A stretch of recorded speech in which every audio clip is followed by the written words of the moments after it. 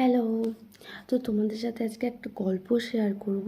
ওটা হচ্ছে আমার মামারা ভাইরা সবাই গেছিলো হরিদ্বারে ঘুরতে। তো তখন আমি যেতে পারিনি, আমি এখানে ছিলাম না। তো মানে এরকমও হতে পারে, আমরা জানি না যে একটা মোটা কোনো মেয়ে বা ছেলের মধ্যে সত্যি কি পার্থক্য বোঝা যায় না, মানে যদি সেরকম খুব হেলদি হয়। তো এরা বুঝতেও পারিনি। তো মানে ঘটনাটা এমনই, যদি কেউ মিস করো, সত্যি বলছি, মানে একটা মোটা ছেলে মেয়ের মধ্যে পার্থক্য গোলানোটা তোমরা মিস করে যাবে। তো এই ভিডিওটা দেখো, সত্যি ঘটনাটা শুনে খুব হাসি পাবে।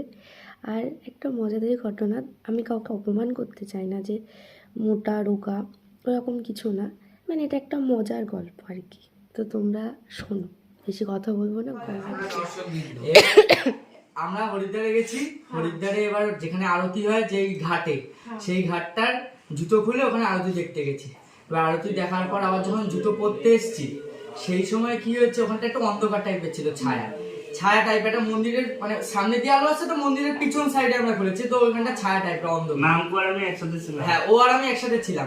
আর মামা মামি বাবা সবাই পেছনের টাইপের ছিল।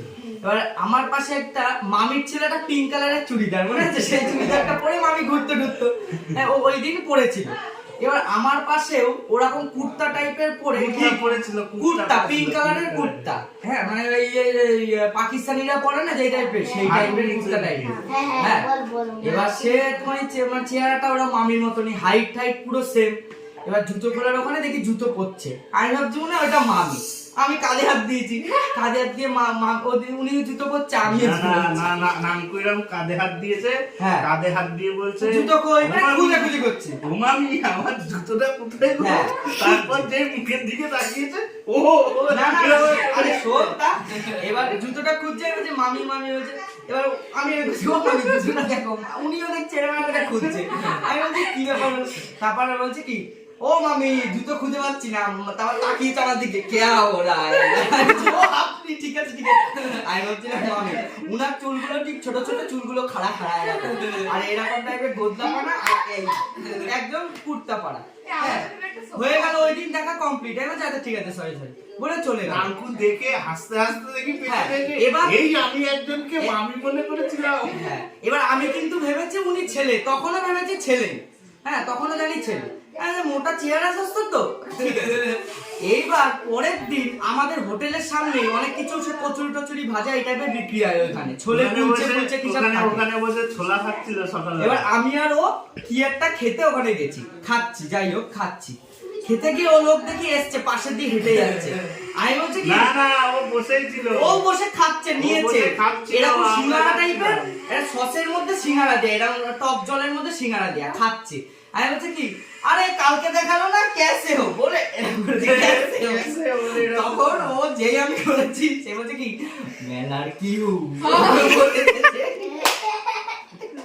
সেই আমি বলছি কি, ওরে বাবা। আরে না, ওটা মামির কিন্তু নেই।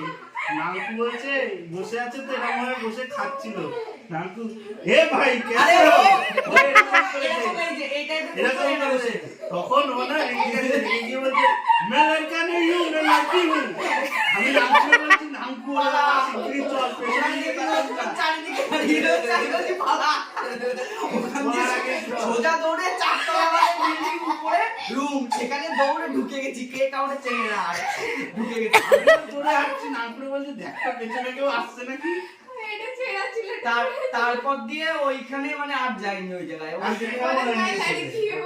আর দেখা হয়নি ওই লোকের সাথে। লোক না, দিদি দিদি